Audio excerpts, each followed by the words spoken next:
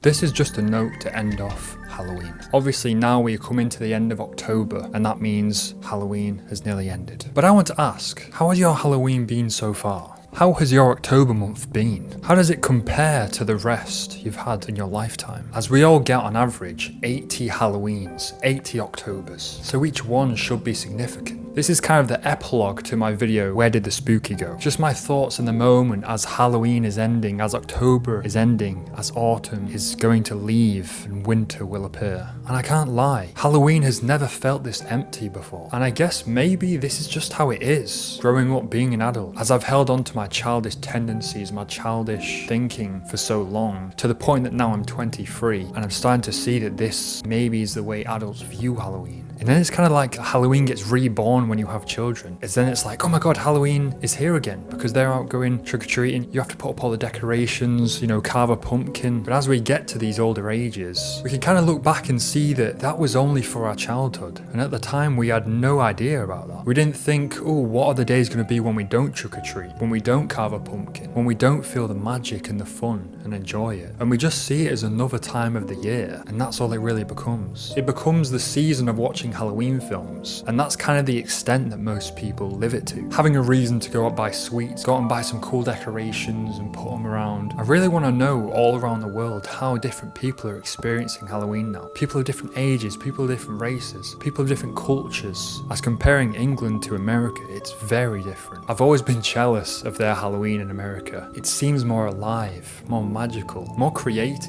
I guess. And that's what we really need more of these days. More fun to be had, more energy, more people getting creative and living instead of feeling like everything is dull and depressing and boring. We have to work every day a 9 to 5 and we come to that reality of maybe we won't reach our dreams. And that's why we need Halloween, Christmas and Easter and all these festive seasons to keep their feel, to keep that magic alive. And then it gives us that inspiration, that motivation to continue. There's still so much fun to be had, so much to be learned, so much to be explored out there, which I feel Halloween can really reinvigorate that inside of you. As it has done for me. I'm making these videos, I'm researching the history of Halloween, I'm watching all the old films, like The Invasion of the Body Snatchers, a film that I've put off for a long time because it was old. And now I'm looking back at it and I'm like, oh my god, how have I never explored these avenues? I'm kind of looking at the world in a different way than I used to. During my years in high school and college, I kind of closed myself off and I couldn't see the world through my true vision. I saw it through a blurred vision, in a way that I couldn't express myself to the full extent. I couldn't get my true ideas out, my true creativity. Now I'm looking at the world, I'm looking at the decorations people are putting out, I'm looking at the houses, I'm looking at shops, different places, how stuff is designed, how stuff works. I'm admiring it, I'm loving it, I'm getting inspired by it, getting ideas coming from left and right. Like this video right here. For so many years, I would have never done something like this. Just talk to my mic while I wandered around the kitchen in my socks and just talked to my mind, just spoke about what I thought, what I felt, my ideas I've had. Because I've always thought it's not enough, or that there's no value in my words, there's no value in what I think or what I say. But that's just what I think. That's just me criticizing myself and putting down ideas that haven't even had a chance to live yet, to prove themselves, which I feel every idea should have the chance to do. They all deserve at least one chance before you put them in a box and lock them away forever. So though this Halloween has kind of been depressing,